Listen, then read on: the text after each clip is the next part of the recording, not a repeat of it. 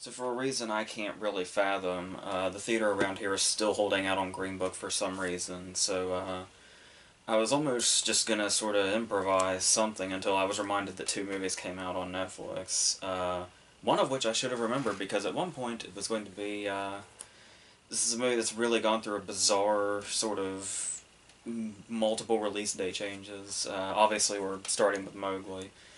Um, and this being the version directed by Andy Serkis, which was pretty much announced, I think, around the same time as Favreau's movie from a couple of years ago, which it's obviously gonna, it's inevitable it's gonna face comparisons with. But the thing here is that, as far as that goes, I remember when this was going to be like not just a wide release, but it was only I think only a few months away from that when they said, "Never mind, it's going to be Netflix now." After it had already been pushed because of Favreau's movie. And then I actually remember sometime over the summer, the poster for this was even at the theater in the lobby in the coming soon section. So it just seems really bizarre. And I wasn't even sure that, like, it wasn't until very recently I had learned that that this was its release date, because I was under the impression that they had pushed it to like early next year or something. If they did that, I guess it was really brief because now it's here for some reason. So yeah, for a movie that would seem like it would be pretty much gigantic in any other regard, to just sort of have this sudden, almost unceremonious release is just kind of bizarre all over. But nevertheless, and that also sort of goes into, it's weird to see a movie that's got the Netflix logo before it and is straight to Netflix, yet has the Warner Brothers logo. It's like this huge distributor, but so yeah. But once it actually starts, as I was saying, obviously there's going to be inevitable comparisons to Favreau's movie from a couple of years ago, including the insane visual effects. I was a little concerned at first, actually, because there's the opening scene when we see, like, animals and humans battling and all that. And something hits the ground and like the dirt comes up and it looks terrible. It looks really pixelated and cheap and like incomplete. So that kind of made me think, well, something's off with this, especially with Andy Serkis directing it and also starring in it and producing it. You imagine all of this is going to be as top notch as humanly possible, which for the most part it is, which just makes that one moment at the very beginning that sort of troubles you for just a second and gives you that false sense that this might suck in regards to visuals. Yeah, or I'm just overanalyzing that one shot that lasts for a fraction of a second. That could be the case too. Um, but yeah, so much like what the word is on like the Lion King remake coming, and also Favreau's previous movie, the whole thing of it's obviously they're considered live action movies, despite the fact that it's like, as far as actors go, it's 99% motion capture, with that 1% being Mowgli. That's actually live action as we're seeing him. But the thing here, though, is that as far as the actors go here, I can't remember exactly what the case was for the movie from a couple years ago, where it's obviously both movies have really big, recognizable cast lists. But I want to say the actors and any sort of motion capture they did was, there was a difference, whereas here there is, I still can't quite tell, but you can see, like, I do know to an extent the actors did do it. And the interesting thing is how, if you look hard enough, you can actually see the actors' faces within the animals they're playing.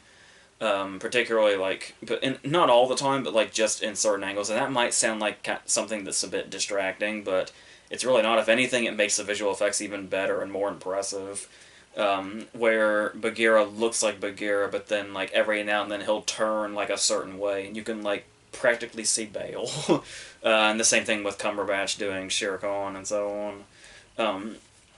And obviously this is going to be a bit of a different portrayal. Circus was out there, promoting it as like it's going to be a lot darker than the one they just did and all that, which is true, but and the story is going to be a bit different. It's going to be supposedly, I'm not like totally overwhelmingly familiar with the source material, but it was going to be a bit closer to that, like the absence of King Louis, obviously, because Not only was King Louie not in the source material, but there's the whole thing of the reason he's not in the source material is because orangutans aren't even in India. So it does feel like every now and then they sort of throw in a bit of a tease, like when he's taken away by all the monkeys. It's like you feel like this is the perfect area that would be, but no, they just take him to Shere Khan again.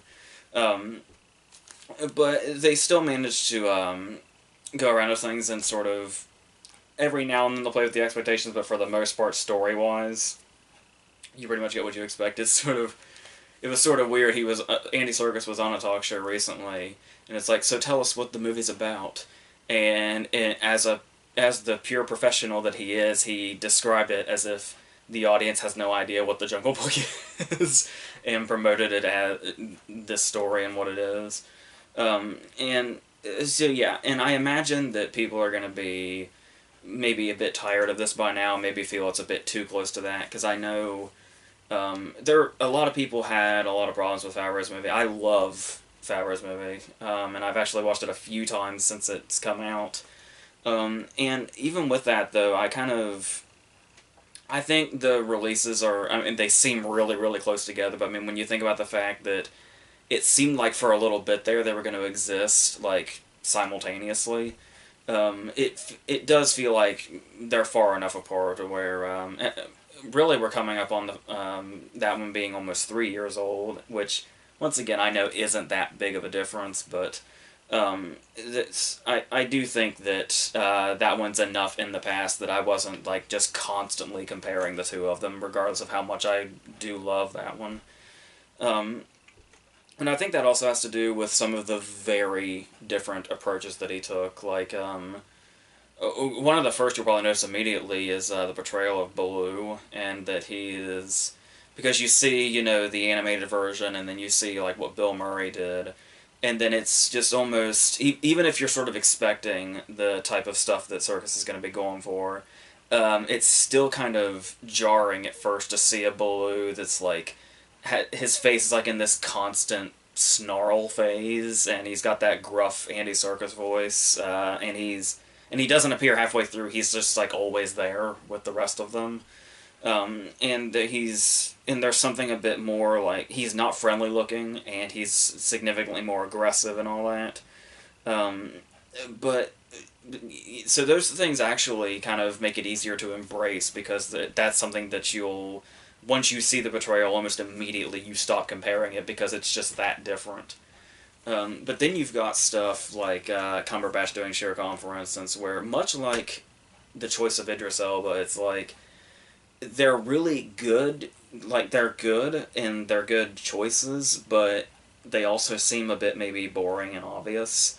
Like especially after seeing Smog or something like that, you see Cumberbatch cast as this, and you're like, it's a little too obvious though, which could be off-putting. But then once you see though exactly what he's doing and what they're doing with the character in general, and how he's got some of those differences, like his dialogue is much more menacing when he says like he tells Mowgli, I can still hear your mother's screams and shit like that.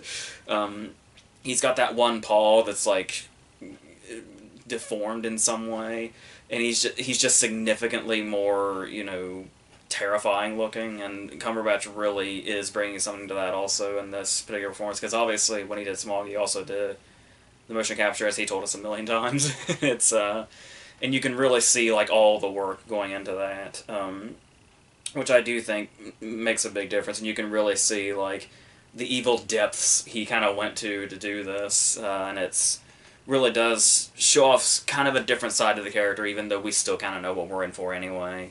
So it's still refreshing to see, to an extent, if you're worried that it's all gonna be too similar.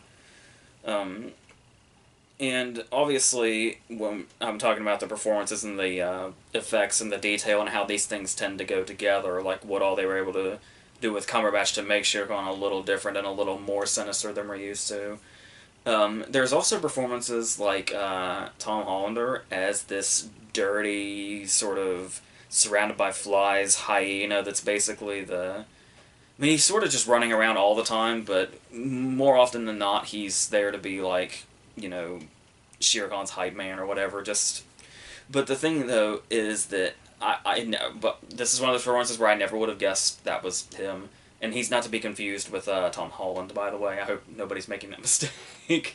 um, and that's one of those performances where I'm dying to see the behind the scenes stuff with this, because he's kind of the performance that really stands out to me, and just how sort of like how much of the motion capture is actually him, and what exactly the process was to get to this particular. He's almost like, obviously he's an animal, but he's also like weirdly creature like in that way. But it's like almost like Shere Khan's own personal Igor or something, and and it actually like is really, it actually really works. Like he's almost as like off-putting and threatening as Shere Khan himself, when he seems like he'd just be any other side character, more or less.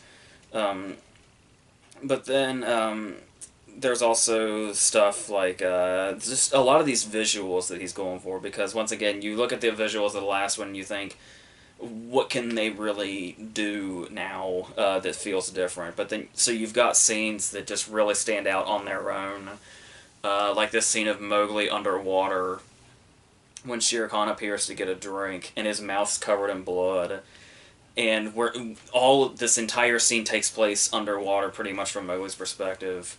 And when Shere Khan brings his face down into it, the blood on his mouth just makes what was once clear water now red. And then just this really intense thing where we're looking up at Shere Khan through the water, and we don't know for sure if he sees Mowgli or not. And it's this really, really intense moment, something that you probably never would have seen in the other one, and stuff like that really makes it stand out. Just some of that individual stuff, and as I was talking about, also that is really brought to life by the effects and how great that looks, particularly the underwater stuff, to the point that I'm actually even questioning what's real and what's an effect. Sometimes you can't even tell. But that also, as I was talking about, going into like the detail of it, there's just sometimes those, small things to appreciate. Well, first off, with stuff like there's the character, the wolf, like the little cutesy wolf, like Boot was his name. That's Mowgli's best friend. And there's just little things in there, like the way like Mowgli says, I'm not a wolf, and Boots like he scoffs, and you can just kind of, just the detail just makes everything look so real, even the way their mouths move. That may throw some people off. I know some people don't like the whole making an animal's mouth move thing, even if they're entirely animated still. But I think it looks incredibly convincing, and there's also some of those details, like when there's a really great moment when I think it's Baloo and Bagheera are like fighting, like physically. And Bagheera's got water on his face, and Baloo slaps him, and the way you see like the hair move and the way the water flies off of him, and it's just this really incredible detail in these effects that's really impressive. And then sometimes they go a bit bigger, like when we're introduced to Kaw. Well, not really introduced, but basically the big scene with her, and there is how her body is basically the size of this entire room that Mowgli's in, and just stuff like that looks really good. She gets a bit more screen time than she did when Scarlett Johansson played her, but still there are some things, I'm sure, like for the most part I'm like really on board with this movie, and it's like it really doesn't take, like, if the effects were gonna work, that's pretty much all a movie like this really needs, because it's not like the story can do that much different. Which some people may not be able to look past that, which I could totally see, but it's the way it does everything else, I think, for a movie like this is what's most important. Because every now and then you do get those moments that are like something that may feel a bit too manipulative, like the Boot character I was talking about, where he's the wolf that's Mowgli's best friend, and he's like super, super cutesy. Like, they really went all out in making this like the cutest character they possibly could. And it's like, the more that is, the more you realize it's just because they wanted it to be as sad as it possibly could be when Mowgli yells at him. And then when you think it's really, sad, if manipulative, that Mowgli yells at him and the way he reacts to that, they take that, not just the extra mile, but like an extra 10 miles, and how sad they want to make you about that. And that in when you kind of get that vibe, it feels a bit. It kind of loses its effect and just feels cheap more than anything else. So it's like, so yeah, that's pretty much like I feel like I should have been reacting to that a lot more than just oh, you guys really tried to make that as sad as possible, didn't you? And the fact that they just kind of drop it after that is, I don't know, it just feels a bit cheap. But as far as the emotion they're going for, and there's also and there's some stuff that's I don't know if I could say beyond its control, but stuff that just sets itself up really. Like obviously Shere Khan is our villain, we all know this. But I mean, you have to know the kind of jokes you're probably setting yourself up for when you have Mowgli screaming Khan. You know, particularly the Star Trek fans in the audience will probably. It seems a bit foolish to just sort of leave doors open like that, especially when you're trying to build up all the emotion you possibly can to get to your big climax. So that's yeah, but it's also maybe not as the big climax you might be expecting. I mean, there's death and some big things happen, but I would say that's also kind of falls into the refreshing column because we're so used to all these, you know, big giant climaxes, particularly in this area. Obviously, Favreau's movie went full on Lion King before he even actually did the Lion King with all the fire and shit. This one is significantly more downplayed, but like I said, certainly has memorable moments. There is actually a moment involving tusk, like the tusk of an elephant, that has a similar sort of delivery of its execution in more ways than one. This sort of reminded me of the pencil trick in The Dark Knight when you once something is no longer there and you realize where it is. Something like that, but and we do get to a point where there's kind of a pace issue. Even when I was into the movie, it felt kind of long.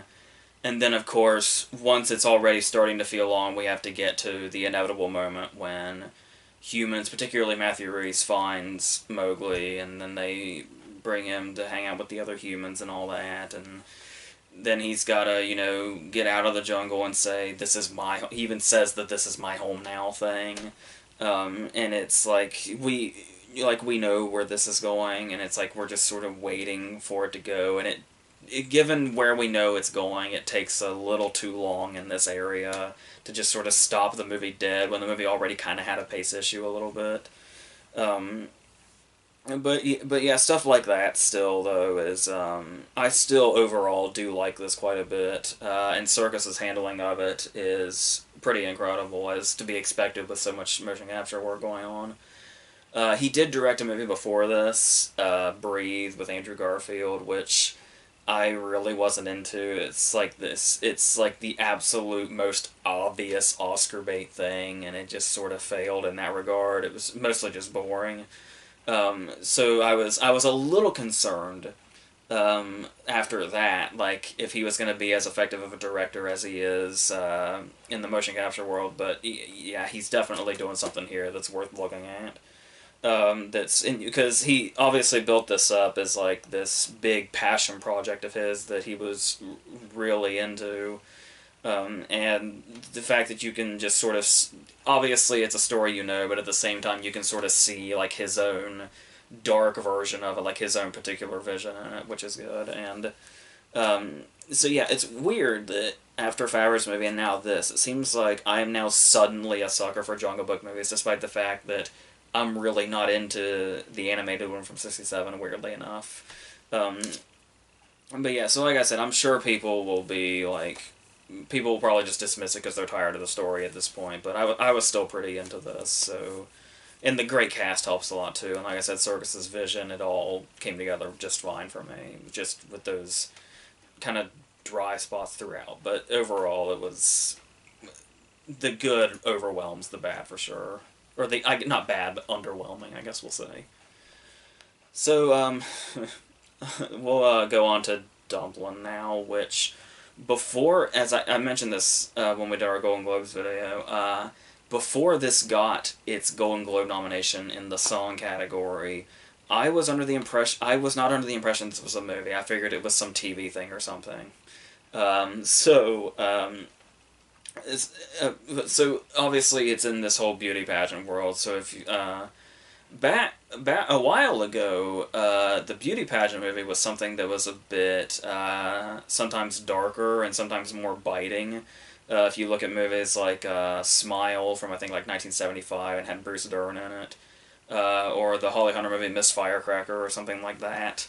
And now lately we've had this seems to fall like this movie reminds me more of like the more not like current now, but more current than like the 70s, like Smile or something. The beauty pageant movies, like I know Drop Dead Gorgeous has a cult following and kind of tried to do the dark thing, but it's not exactly in the Hall of Fame or anything. And the Minnie Driver movie Beautiful, which I've never met anybody that likes, including myself. Um, Beautiful with Minnie Driver is what this movie was reminding me of more than anything else, which is not good. So the whole thing is we have Danielle McDonald, who was Patty Cakes last year, who is obviously a bigger girl, and her mom is Jennifer Aniston, whose basically life revolves around this pageant. So she's based after her aunt dies, who was more like her, because they allude to the fact that Aniston once was also bigger, but then she lost all the weight and became obsessed with pageants. So she basically feels like she was raised by her aunt because Aniston was so obsessed with the pageant stuff. So she basically decides that she's gonna give Aniston just this giant fuck you, not just Aniston, but the whole pageant world in general by entering it. And it's like she doesn't even have a plan to win it or anything. Just being in it, she feels like is gonna fuck with everybody. And so her friend, who actually looks fitting in a pageant like this, so I don't know what she's doing, what kind of sabotage she's planning on, but so we have that, and they kind of throw in a rival in Dove Cameron, but most of the things I'm saying right now don't really go anywhere, despite the fact that they're the setup. What the main thing they tend to focus on here is that every single person in this entire movie is obsessed with Dolly Parton, and the movie is going to milk that for all it's worth. It's going to milk that, and it's going to milk the sadness that comes from the dead aunt. That's going to be what 90% of this movie is.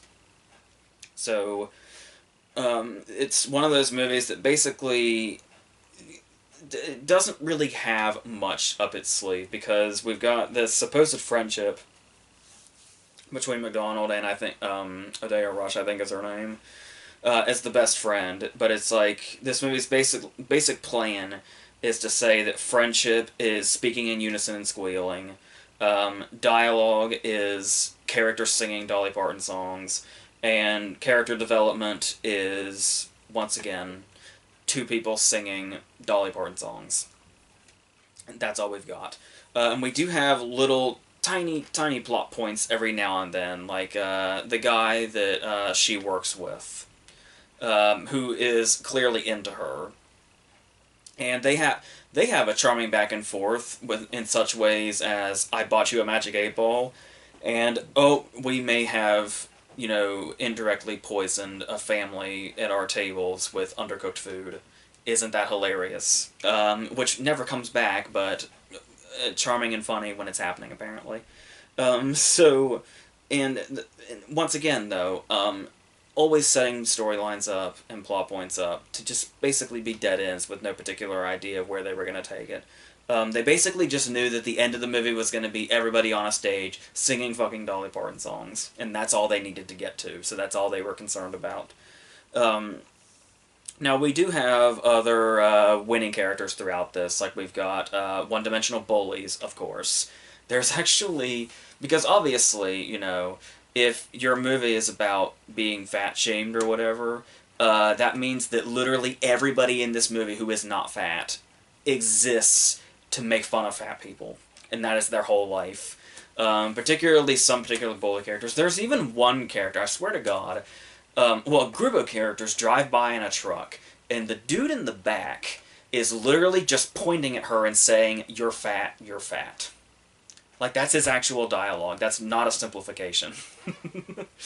And that's what this town does. This is also one of those towns where when Aniston makes the mistake of calling her by her nickname, the title of the movie, outside of the school, the entire school somehow hears this, and the entire school is going to laugh at her because of it and make fun of her for it. It's one of those schools that only exist in fucking movies.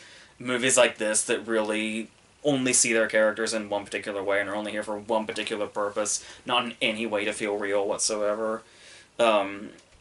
So that's what she deals with. This is basically what propels her to do the whole pageant thing. Whatever her plan is, it's never clear. So, to make a point, maybe, what that point, though, is, doesn't really, is never really mentioned, at least in detail. Not to mention, while we're still on the characters, there's also those characters that, because obviously she's going to have a little posse here eventually.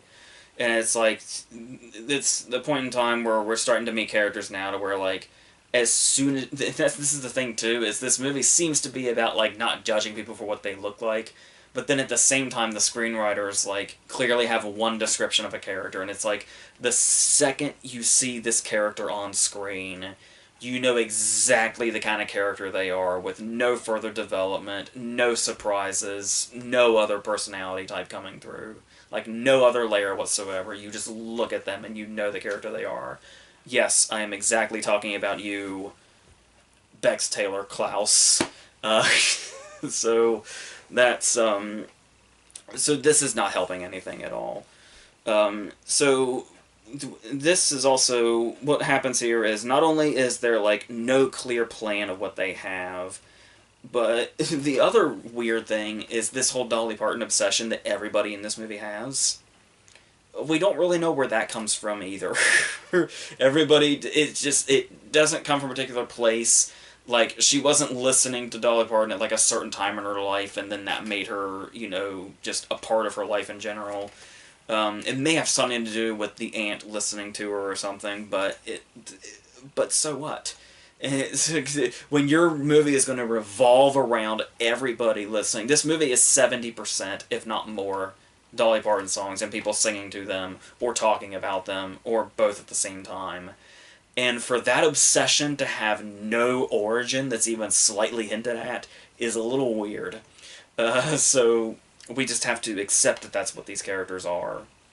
And if it's going to have a... And there's no particular, like, point.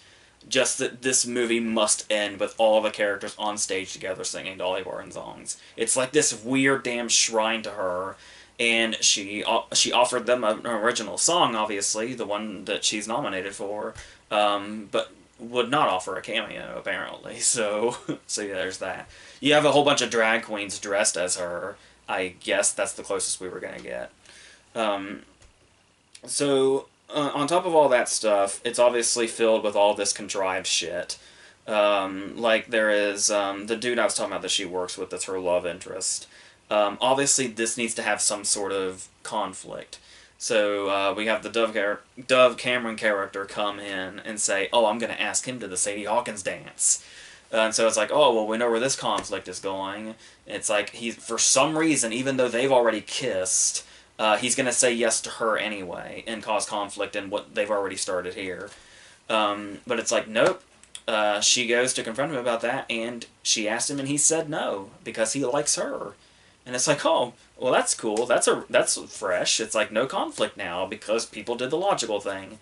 Well, nope. You think too soon and you spoke too soon, because she basically gets pissed because Dove Cameron exists. Because it's like...